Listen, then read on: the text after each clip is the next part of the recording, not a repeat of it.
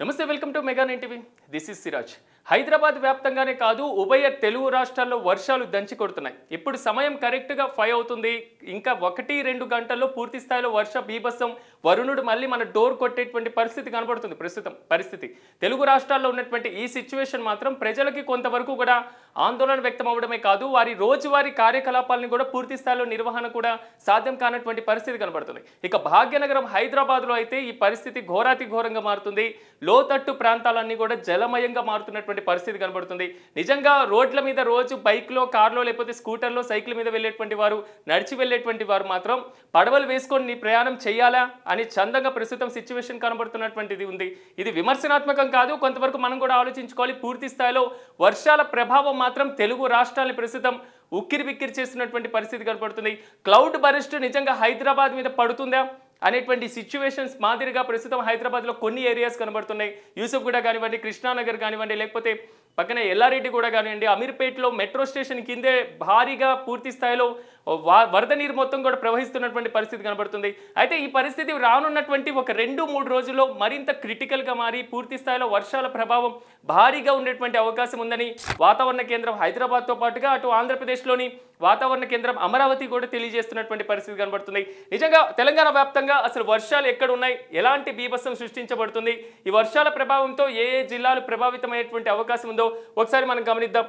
ఇక్కడ పూర్తి స్థాయిలో మనకి మ్యాప్లో కనబడుతున్నటువంటి ప్రకారం ఏదైతే పింక్ కలర్ కనబడుతుందో, పింక్ కలర్లో ఉన్నటువంటి నాగర్ కర్నూలు కానివ్వండి, మహబూబ్ నగర్, నల్గొండ, సూర్యాపేట, లేకపోతే ఖమ్మం జిల్లాలు, మహబూబాబాద్, వరంగల్, అదేవిధంగా హనుమకొండ, భద్రాద్రి కొత్తగూడెం జిల్లాలు, ఈ పింక్ కలర్లో కనిపిస్తున్నంత వరకు మాత్రం పూర్తి స్థాయిలో వెరీ హెవీ రెయిన్స్గా మనకి ఉంటాయి. అంటే ఇక్కడ చాలా అలర్ట్గా ఉండాల్సినటువంటి పరిస్థితి కనబడుతుంది.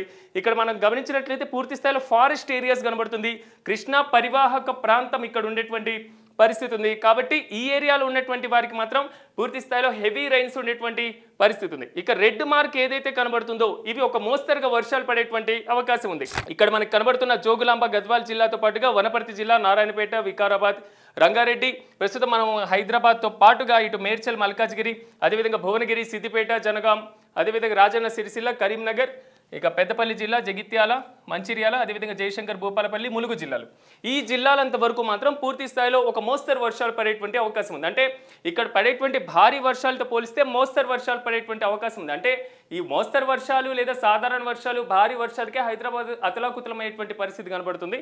కానీ ఇప్పుడు మన హైదరాబాద్ మాత్రం రానున్నటువంటి రోజుల్లో, అంటే 1-2 రోజుల్లో 12వ తేదీ నుంచి దాదాపు ఒక 14, 15, 16 తేదీల వరకు మాత్రం ఒక మోస్తరు వర్షాలు పడేటువంటి అవకాశం ఉన్నట్లుగా కూడా పూర్తి స్థాయిలో కనబడుతుంది. ఇవి కాకుండా ఈ బ్లూ మార్కులో కనిపిస్తున్నటువంటి ఏవైతే ఉన్నాయో ఇవి కూడా కొంతవరకు ఒక చిన్నపాటి వర్షాలు కురిసేటువంటి అవకాశం ఉంది. అంటే తుప్పరతో పాటుగా చిన్న చిన్న వర్షపు చుక్కలు పడేటువంటి ఛాన్సెస్ ఇక్కడ ఎక్కువగా ఉండేటువంటి అవకాశం ఉంది. సంగారెడ్డి జిల్లా, అదేవిధంగా మెదక్, కరీంనగర్, నిజామాబాద్, నిర్మల్, కామారెడ్డి, అదేవిధంగా ఆదిలాబాద్, అదేవిధంగా ఆసిఫాబాద్ జిల్లా, ఇవి కొమరంభీం, ఆసిఫాబాద్ జిల్లా, ఇవన్నీ కూడా కొంతవరకు పడేటువంటి అవకాశం ఉంది. అంటే తెలంగాణ వ్యాప్తంగా రానున్నటువంటి రోజుల్లో ఒక మోస్తరు నుంచి భారీ వర్షాలు పడేటువంటి ప్రాంతాలన్నీ కూడా రాష్ట్ర వ్యాప్తంగా ఉన్నాయి.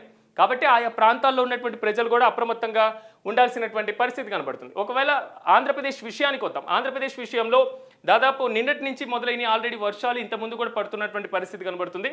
అయితే ఈ రోజుల్లో ఉన్నటువంటి వర్షాల ప్రభావంతో పాటుగా రానున్న రోజుల్లో మరికాన్ని వర్షాలు కూడా పడేటువంటి అవకాశం ఉందని మాత్రం వాతావరణ శాఖ చాలా స్పష్టంగా తెలియజేస్తుంది. సో ప్రస్తుతం ఇక్కడ కనబడుతున్నది ఏదైతే వైట్ మార్క్ అక్కడక్కడ కనబడుతుంది, ఇక్కడ నెల్లూరు జిల్లా కానివ్వండి, అక్కడ పశ్చిమ గోదావరి జిల్లా, అదేవిధంగా అంబేద్కర్ కోనసీమ జిల్లాలో అక్కడక్కడ ఏరియాలో, అదేవిధంగా శ్రీకాకుళం జిల్లాలో, మన్యం జిల్లాలో కొంతవరకు వర్ష ప్రభావం ఉండేటువంటి అవకాశం లేదు. ఇవి కాకుండా పూర్తి స్థాయిలో ఈ గ్రీన్గా కనబడుతున్నవి ఏదైతే ఉన్నాయో మరింత క్లారిటీగా కనిపించేలాగా ప్రయత్నం చేస్తాను నేను.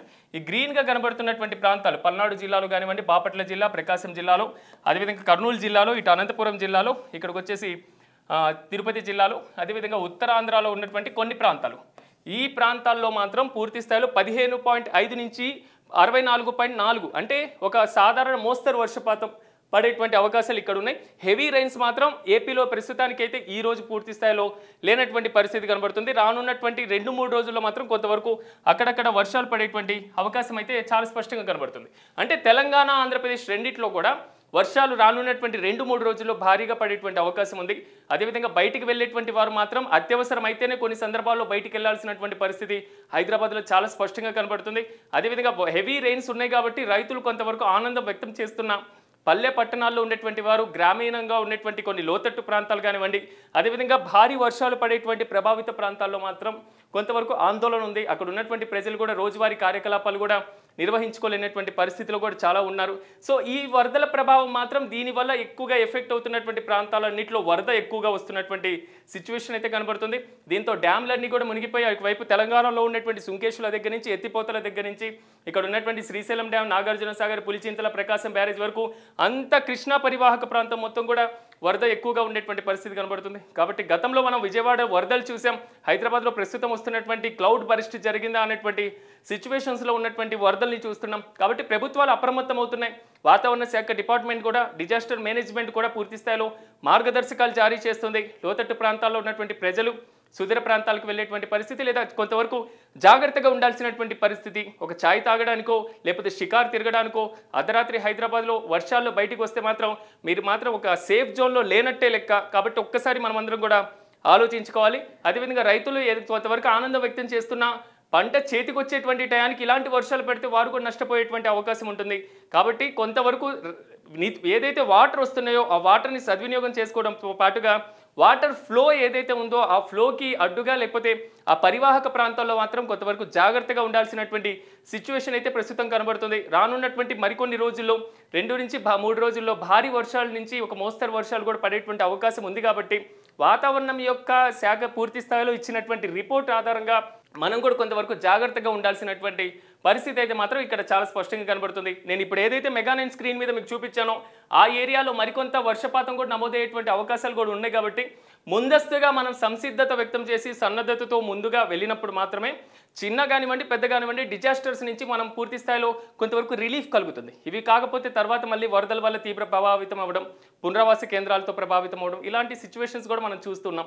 కానీ ప్రస్తుతం భారీ వరదలు అంత ప్రభావం కాకపోయినా కొన్ని ప్రాంతాల్లో అలాంటి సిచ్యువేషన్స్ కూడా కనిపిస్తున్నాయి. కాబట్టి మరీ అంత ఎక్కువగా ఉంటే మాత్రం ప్రభుత్వాలు కూడా వాటి మీద తగిన చర్యలు తీసుకొని పాఠశాలలకు సంబంధించినటువంటి ఇష్యూస్లో కానివ్వండి, కార్యాలయాలకు వెళ్ళేటువంటి సిచ్యువేషన్స్లో ఇష్యూస్లో కానివ్వండి, వీటి మీద కూడా కొంతవరకు వెసులుబాటు కల్పించేటువంటి అవకాశం ఉందేమో ఫ్యూచర్లో మనం కూడా చూద్దాం. పూర్తి స్థాయిలో మాత్రం మెగా9 ప్రేక్షకులకి మాత్రం వరద ప్రభావితమే కాదు, వర్ష ప్రభావిత ప్రాంతాల్లో ఉంటున్నటువంటి ప్రేక్షకులందరూ కూడా జాగ్రత్తగా ఉండాలని మేము కోరుకుంటున్నాం.